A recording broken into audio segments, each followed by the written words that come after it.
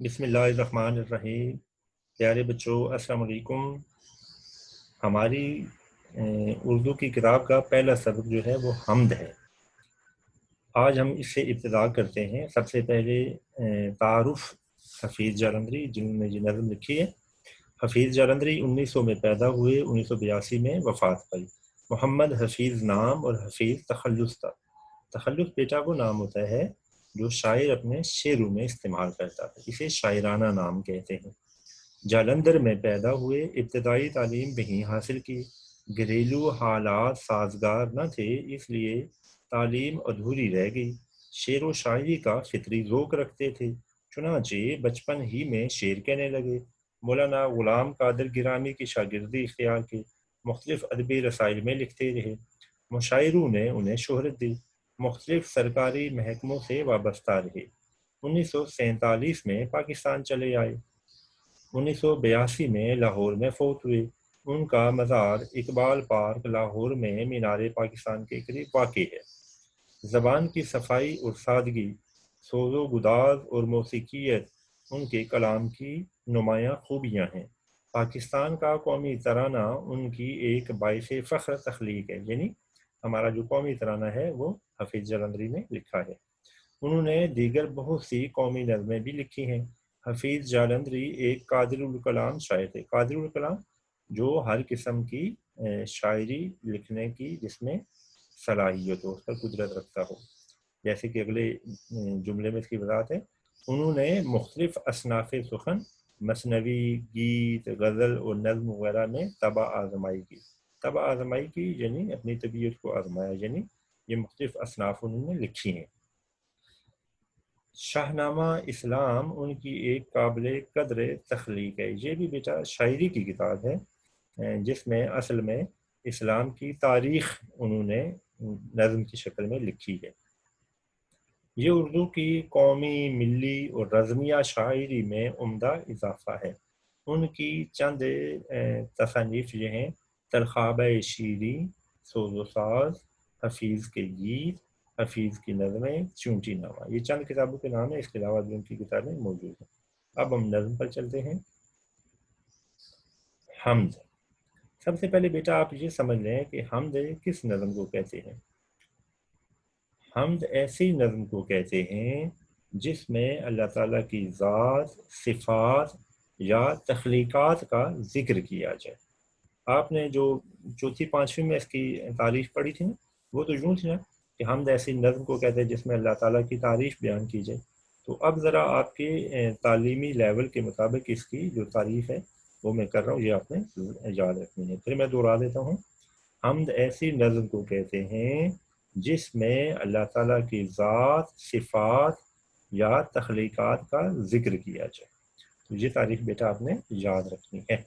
آسان تعریف وہی ہے، وہ بھی لکھا ہے تو غلط نہیں ہے کہ ایسی نظم کہ جس میں اللہ تعالیٰ کی تعریف بیان کی جائے اسے حمد کہتے ہیں۔ تو اب ہم شروع کرتے ہیں۔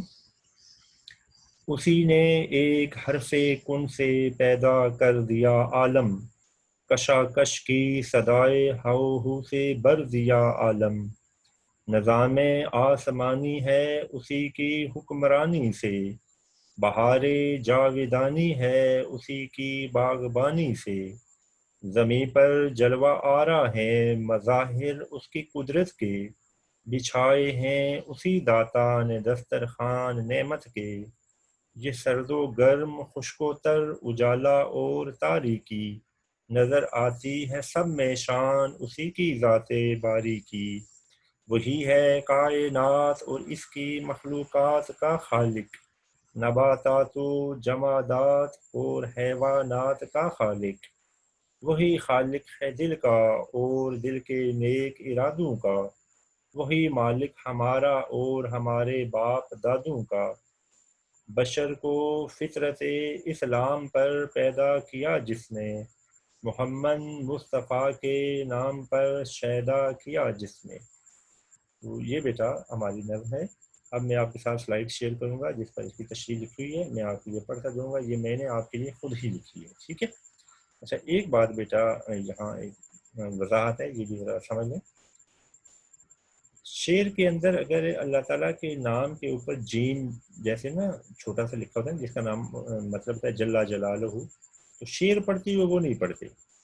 اسی طرح اگر حضور نبی کریم صلی اللہ علیہ وآلہ وسلم کا اسم گرامی محمد کسی شعر میں آئے، اس کے اوپر جو سواد لکھا ہوتا ہے مطلب ہے صلی اللہ علیہ وآلہ وسلم، یہ بھی شعر پڑھتے ہوئے نہیں پڑھتے، اس لیے کہ شعر پڑھتے ہوئے اگر اللہ تعالیٰ کے نام کے ساتھ جل جلالہ یا حضور نبی کریم صلی اللہ علیہ وآلہ وسلم کے اسم گرامی کے ساتھ صلی اللہ علیہ وآلہ وسلم پڑھا جائے تو شعر کا وزن جو ہے وہ ختم ہو جائے گا۔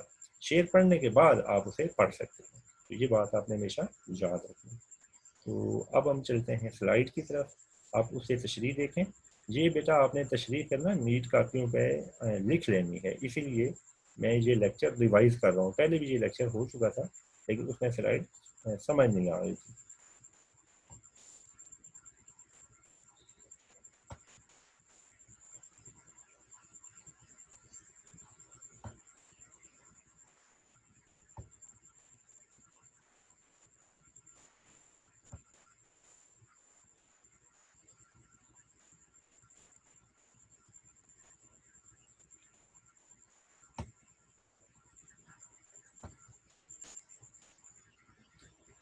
جی بیٹا، تو یہ آپ کے سامنے سلائیڈ ہے حمد کی، میں اس کو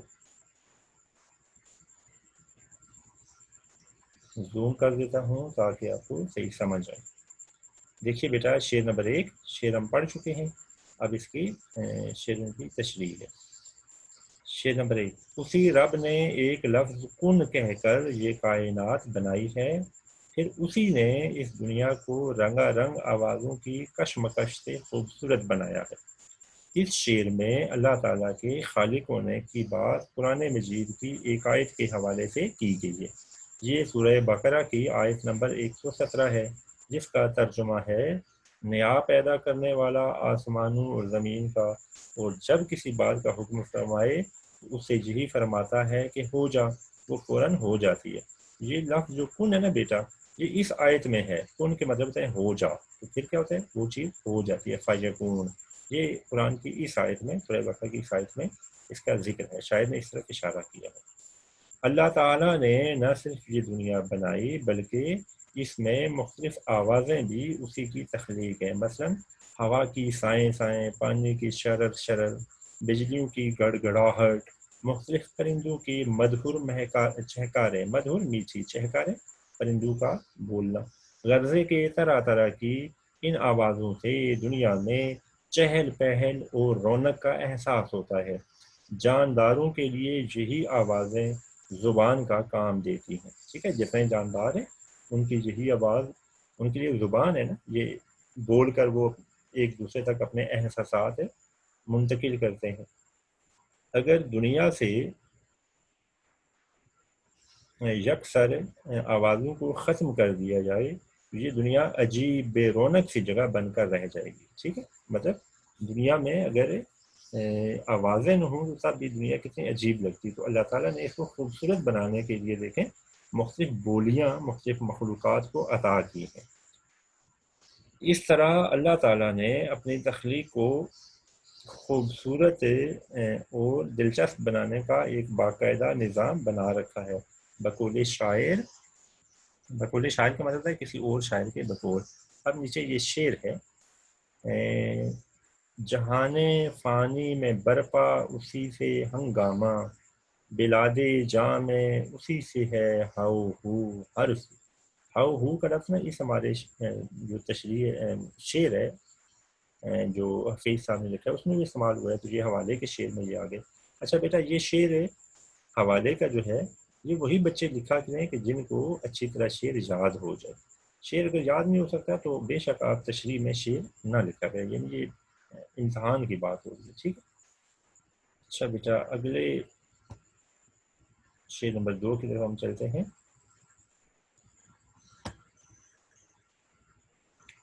آسمانی نظام اسی رب کی حکمرانی سے چل رہا ہے، یہ نظام آسمانی ایسی بہار ہے کہ جو ہمیشہ کے لیے ہے، ٹھیک ہے۔ شاعر نے نظم میں کیا کہا ہے، بہار جاویدانی، ہمیشہ کے لیے رہنے والی بہار۔ اور یہ اسی رب کی باغبانی کی وجہ سے ہے۔ نظام آسمانی سے مراد سورج، چاند اور مختلف ستاروں کا طلوع و غروب ہونا ہے۔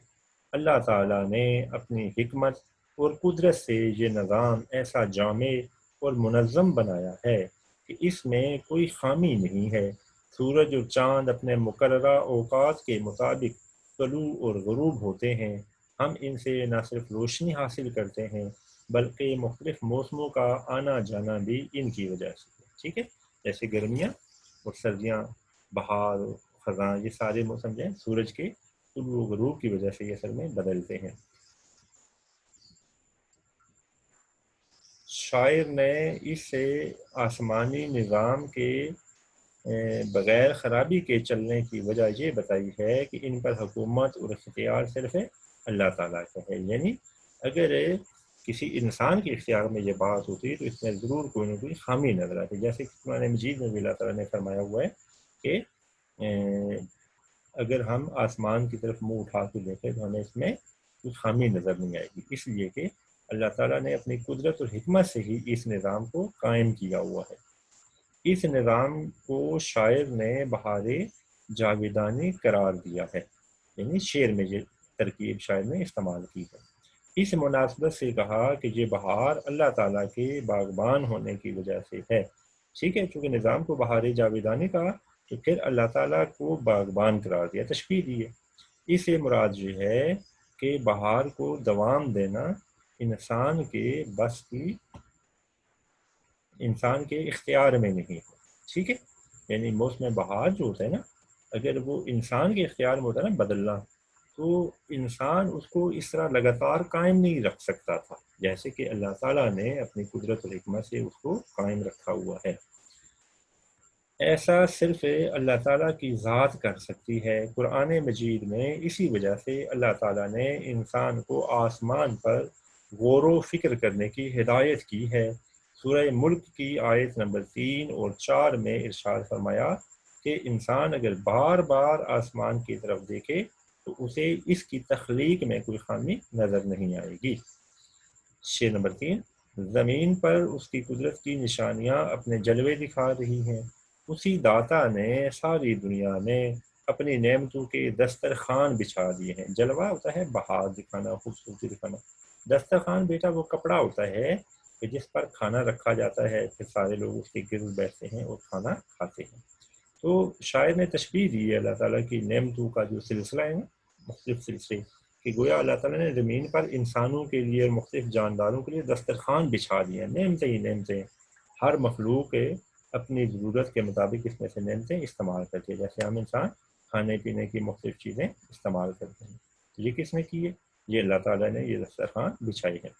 قدرت کی نشانیوں سے مراد ہر وہ شے ہے جو دنیا میں موجود ہے۔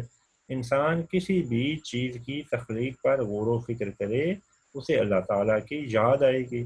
قرآن مجید میں اللہ تعالیٰ نے عقل والوں کے لیے دنیا کی اشیاء کو نشانیاں قرار دیا۔ ٹھیک ہے، یہ قرآن مجید کی ایک آیت ہے جس میں اللہ تعالیٰ نے کہا ہے کہ دنیا میں جو چیزیں موجود ہیں اس میں جو بھی عقل مند آدمی غور کرے گا یہ اسے میری نشانیاں لگے گی۔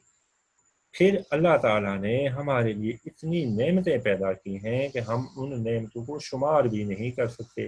نعمت پر شکر کرنے کے دو طریقے ہو سکتے ہیں، ایک تو یہ کہ اس کو اچھے طریقے سے استعمال کرے، ٹھیک ہے، یعنی اللہ تعالیٰ نے جو چیز بھی عطا فرمائی ہے اس کا غلط استعمال نہ کرے، اور دوسرا طریقہ یہ کہ ہمیشہ اس نعمت پر اللہ تعالیٰ کا شکریہ ادا کرتا رہے۔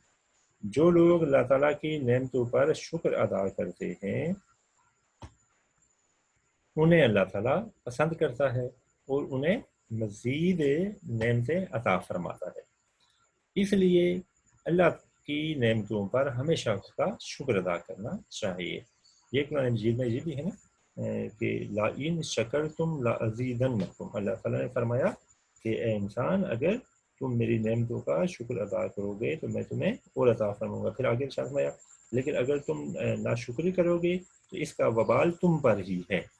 ٹھیک ہے، تو اس لیے اللہ تعالیٰ کا شکر ادا کرنا چاہیے ہمیشہ، یعنی زبان سے بھی کرنا چاہیے اور عمل سے بھی۔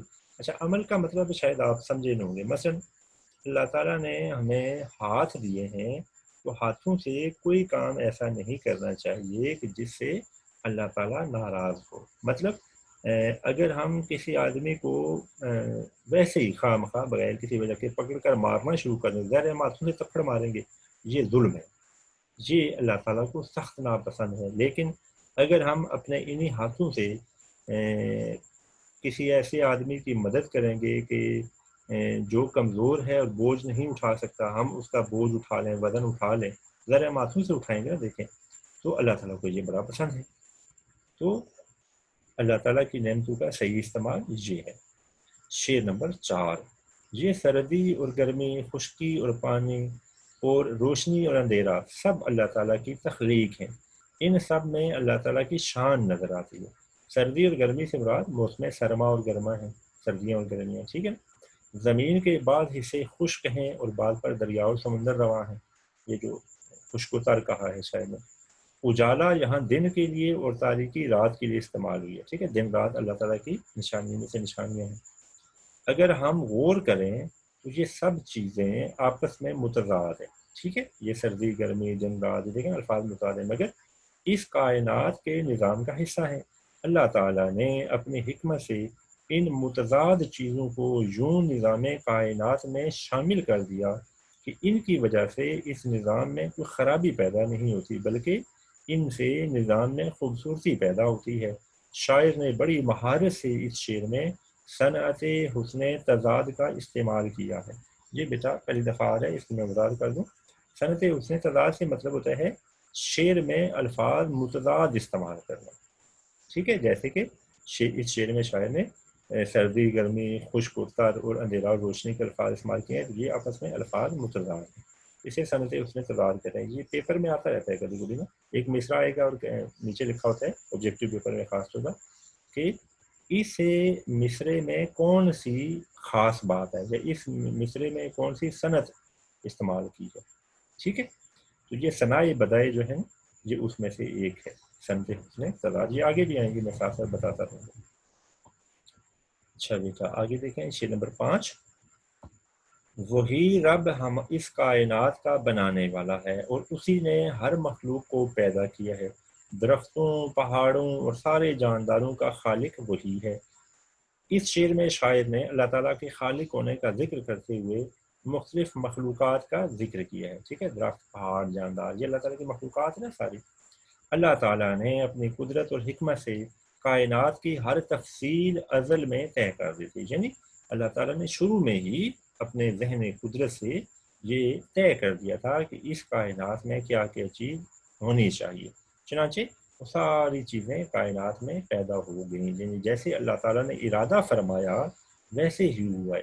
اللہ تعالیٰ کے ارادے میں اور اللہ تعالیٰ کے فعل میں، ایکشن میں کوئی فرق نہیں ہے. جو ہی اللہ تعالیٰ کسی چیز کا ارادہ فرماتے ہیں وہ چیز ہو جاتی ہے. کن فیکون، وہ جو پہلے آیا ہے نا، یہ وہ والی بات ہے.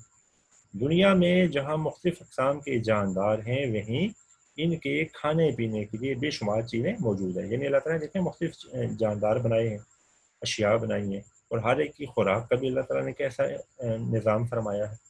اسی طرح پہاڑ، صحرا، دریا اور جنگل ایک ضابطے کے پابند ہے، ضابطہ قانون، ٹھیک ہے. اللہ تعالیٰ کی اس کائنات میں ہر چیز ایک قانون کے مطابق ہی موجود ہے. ان سب چیزوں سے دنیا کے حسن میں اضافہ ہوتا ہے، اور جس بھی شے پر غور کیا جائے وہ خدا کی کاریگری کا ایک حسین نمونہ نظر آتی ہے. قرآن مجید میں اللہ تعالیٰ نے ارشاد فرمایا کہ زمین و آسمان کی تخلیق اللہ تعالیٰ کو تھکا نہیں سکتی. یہی وجہ ہے کہ اللہ تعالیٰ کی تخلیق کے نئے نئے شاہکار ہماری نظروں کے سامنے آتے رہتے ہیں. یعنی یہ نہیں ہے جیسے بعض مذاہب میں ہے نا کہ اللہ تعالیٰ نے یہ زمین بنائی ہے اور اب وہ آرام فرما رہا ہے. جیسے کہ ہندو میں نا یہ رواج ہے، ان کے مذہب میں ہے کہ اللہ تعالیٰ نے بادشاہ کائنات بنائی ہے اور اب معاذ اللہ تعالیٰ آرام فرما رہا ہے. یہ ان کا اپنا عقیدہ ہے.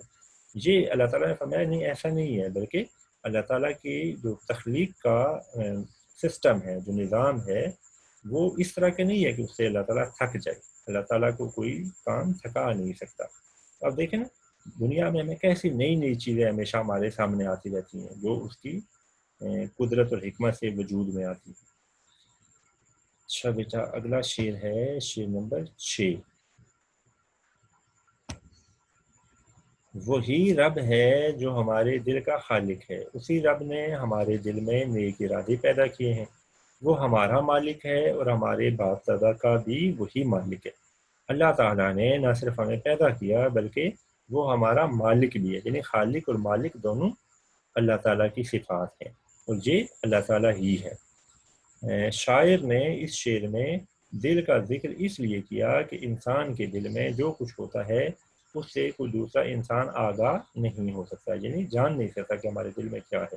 ہمارے دل میں جو نیک ارادے اور جذبات پیدا ہوتے ہیں وہ اللہ تعالیٰ کی توفیق اور عطا سے پیدا ہوتے ہیں۔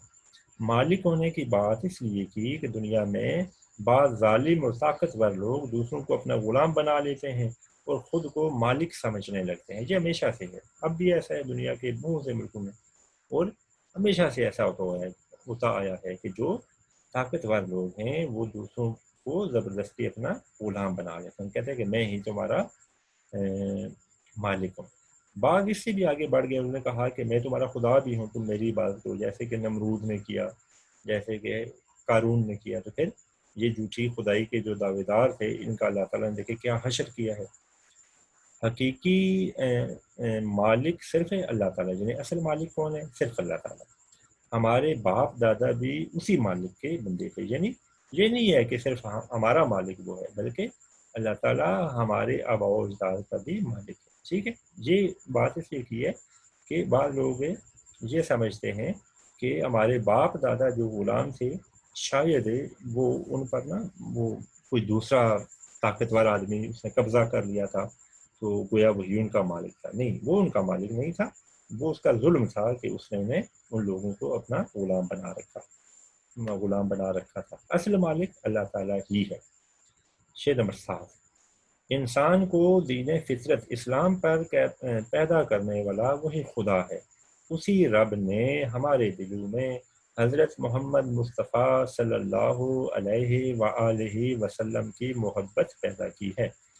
اس شعر کے پہلے مصرے میں ایک حدیث مبارکہ کی طرف اشارہ کیا گیا ہے جس میں نبی کریم صلی اللہ علیہ وآلہ وسلم نے ارشاد فرمایا کہ ہر بچہ دین فطرت یعنی اسلام پر پیدا ہوتا ہے، پھر اس کے والدین اسے یہودی یا مجوسی بنا دیتے ہیں۔ یہ ایک حدیث مبارکہ کا مفہوم ہے جو میں آپ کو بتا رہا ہوں۔ ٹھیک ہے، یہودی مذہب جو ہوتا ہے وہ تو آپ کو بتائیے جوز، اور مجوسی آتش پرست، آگ کی پوجا کرنے والے۔ یہ قدیم ایران کا مذہب تھا، دنیا میں یہ لوگ اب بھی ہیں، ٹھیک ہے، پاکستان میں بھی موجود ہیں۔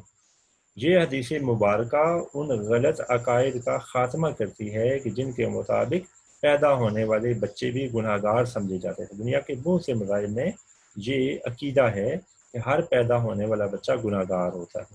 حضور نے اس کا رد فرمایا کہ جو پیدا ہونے والا بچہ ہوتا ہے وہ معصوم ہوتا ہے، وہ گناہ گار نہیں ہوتا۔ یہ اسلام کا یہ عقیدہ ہے۔ شعر کے دوسرے مصرے کا رشتہ نعت مصطفیٰ صلی اللہ علیہ وآلہ وسلم سے جڑ جاتا ہے۔ ٹھیک ہے، یعنی شعر کا پہلا جو مصرع ہے اس میں تو حضور نے وہ ارشاد فرمایا نا، وہ گویا حمد کا مصرع ہو گیا، اور جو دوسرا مصرع ہے یہ گویا نعت کا مصرع ہو گیا، اس لیے کہ شاعر نے اس میں محبت رسول کا ذکر کیا ہے۔ محبت رسول ایمان کی بنیاد ہے اور اس کے بغیر ایمان کامل نہیں ہو سکتا۔ یہی وجہ ہے کہ ہر مسلمان اپنے نبی صلی اللہ علیہ وآلہ وسلم سے محبت کرتا ہے۔ علامہ محمد اقبال نے خوب کہا تھا، علامہ اقبال کا یہ مشہور شعر ہے، قوت عشق سے ہر پست کو بالا کر دے، دہر میں اس میں محمد سے اجالا کر دے۔ دہر زمانہ، دنیا۔ تو بیٹا یہ ہمارے جو ہم تھی اس کے اشعار کی تشریح ہے، یہ آپ نے نیٹ کا پیپر سارے لکھ لیں گے۔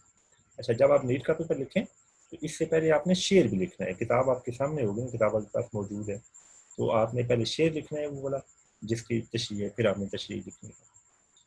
اچھا بیٹا، اب اس کی مشق آ جاتی ہے۔ دیکھیے مشقی سوالات۔ اللہ تعالیٰ نے یہ کائنات کون سا ایک لفظ کہہ کر بنائی ہے؟ جواب، اللہ تعالیٰ نے یہ کائنات صرف ایک لفظ کن کہہ کر بنائی ہے۔ کن کے لفظی مطلب ہے ہو جائے، یہ عربی کا لفظ ہے، قرآن مجید کا لفظ ہے، جیسے کہ پہلے میں نے بتایا۔ ٹھیک ہے، سوال نمبر 2، اللہ تعالیٰ نے انسان کو کن نعمتوں سے نوازا ہے؟ چند ایک تحریر کیجیے۔ چند ایک اس لیے کہ اگر آپ سارے لکھنے لگے ہم تو پھر تو ہمارا بہت لمبا جواب ہو جائے گا، پورا مضمون بن جاتا ہے. ویسے بھی اللہ تعالیٰ کی ساری نعمتیں تو ہم گن بھی نہیں سکتے، اس لیے ہم نے 2 4 5 نعمتوں کا ذکر کرنا ہے جو کہ ہمارے اسے جواب میں آ جائے. جواب: اللہ تعالیٰ نے انسان کو بے شمار نعمتوں سے نوازا ہے. دیکھنے کو بینائی، سننے کو کان، چکھنے کو زبان، چلنے کو پاؤں، کھانے کے لیے طرح طرح کے پھل اور میوے، پینے کے لیے میٹھا پانی، رہنے کے لیے ہموار زمین وغیرہ وغیرہ. یہ اللہ تعالیٰ کی چند نعمتوں کا ہم نے ذکر کیا ہے. تیسرا جو سوال تھا بیٹا وہ یہاں سوال میں نہیں لکھ سکا، بھول ہی گیا نا لکھتے ہوئے، تو یہ صرف جواب ہے. آپ نے سوال جو ہے نا وہ اپنی کتاب سے دیکھ لینا ہے، ٹھیک ہے. پہلے سوال لکھنا ہے پھر اس کا جواب لکھنا ہے.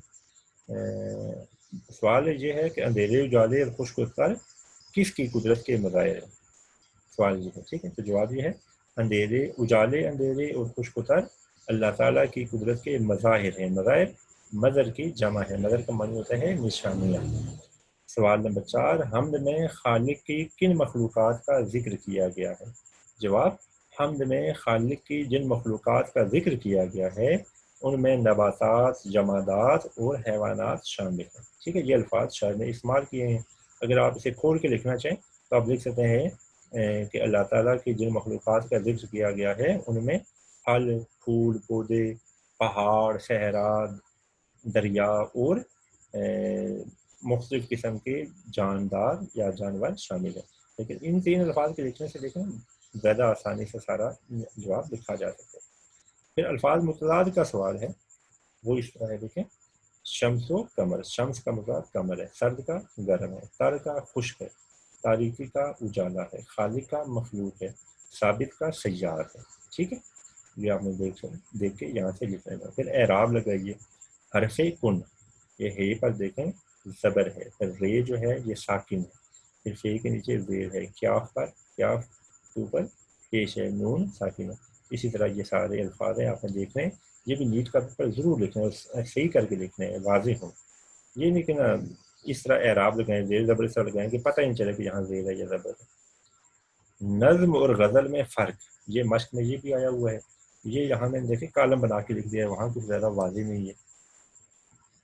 نظم کا ایک مرکزی خیال ہوتا ہے اور اس کے برعکس غزل کا کوئی مرکزی خیال نہیں ہوتا. دوسرا فرق کیا ہے؟ نظم کے سارے شعر ایک ہی ترتیب سے ہوتے ہیں اور غزل کا ہر شعر ایک اکائی ہوتا ہے. ٹھیک ہے. تیسرا فرق کیا ہے؟ نظم کے الفاظ میں شکوہ لفظی ممکن ہے، غزل کے الفاظ نرم اور سوز و گداز والے ہوتے ہیں. یہ بھی ایک فرق ہے. ٹھیک ہو گیا. اچھا، اب میں دوبارہ آپ سے مشق شیئر کر دیتا ہوں تاکہ آپ کو پتہ چل جائے کہ مشق میں سے جو سوال ہم نے چھوڑے ہیں وہ کیوں چھوڑے ہیں اور باقی جو سوال ہیں وہ کیسے کرنے ہیں. اب آپ بک پہ دیکھیے.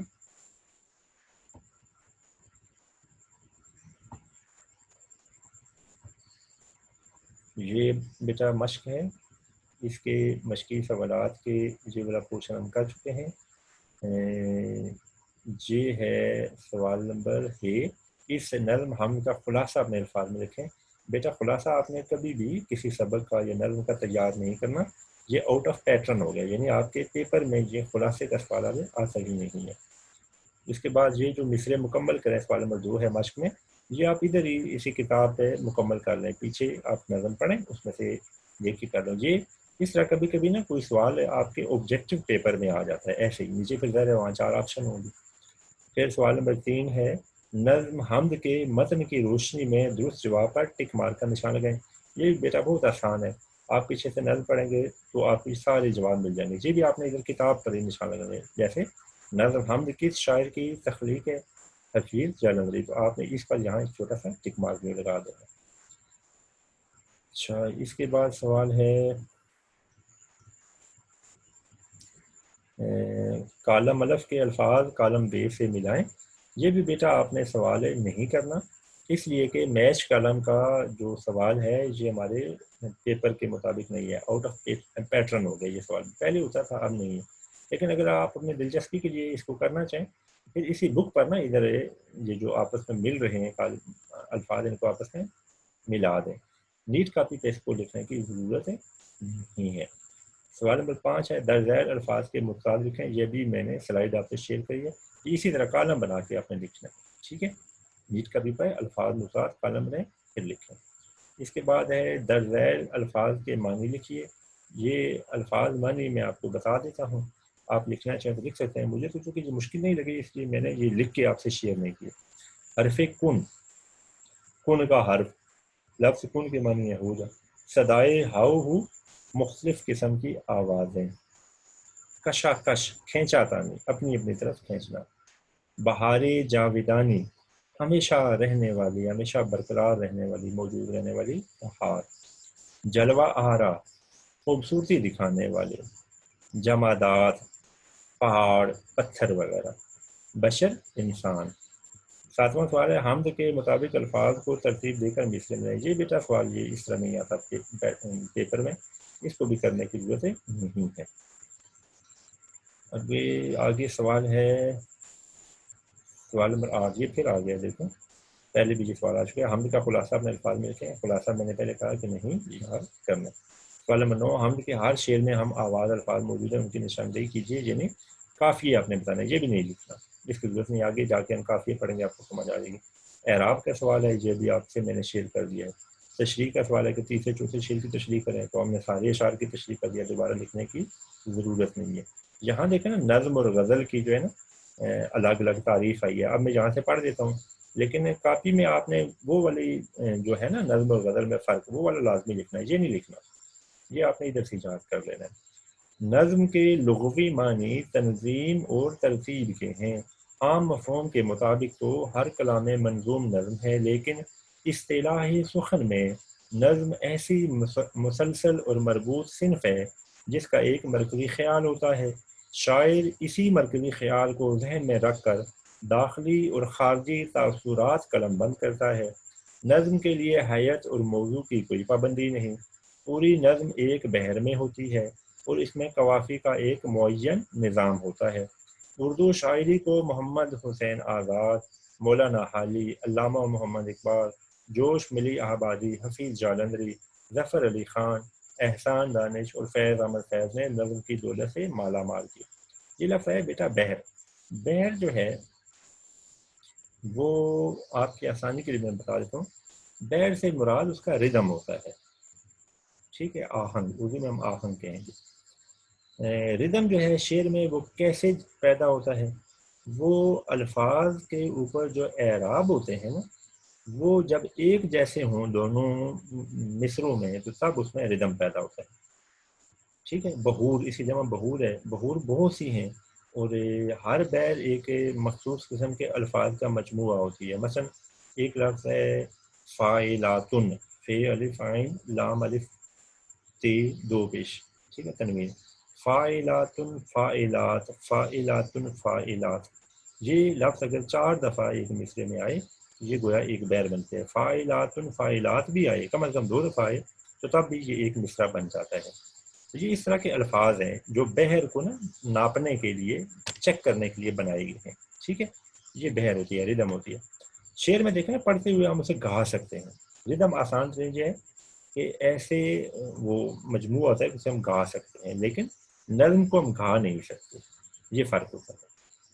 اسی طرح قوافی کا ایک معین نظام تھا, یعنی قافیے جو ہوتے ہیں دیکھیں ایک خاص ہے طریقے سے آتے ہیں نا شعر کے آخر میں. اس کے بعد ہے غزل.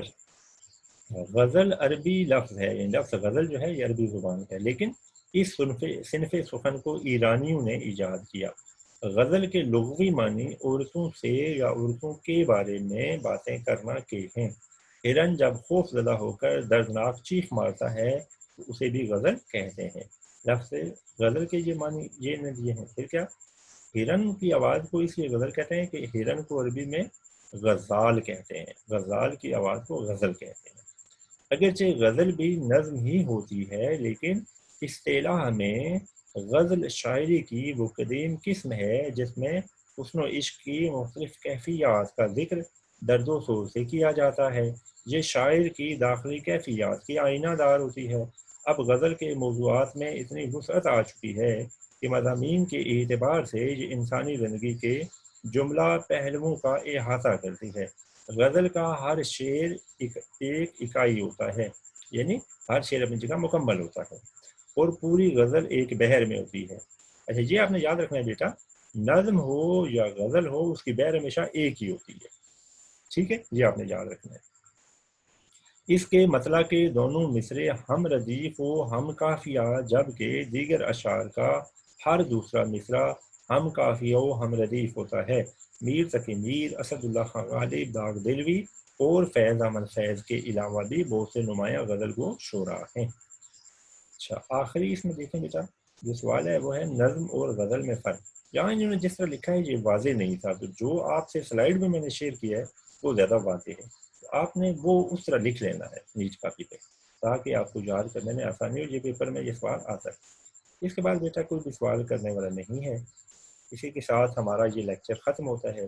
انشاءاللہ اگلے لیکچر میں جو کہ نعت کے بارے میں ہے ملاقات ہوتی ہے، تب تک کے لیے خدا حافظ۔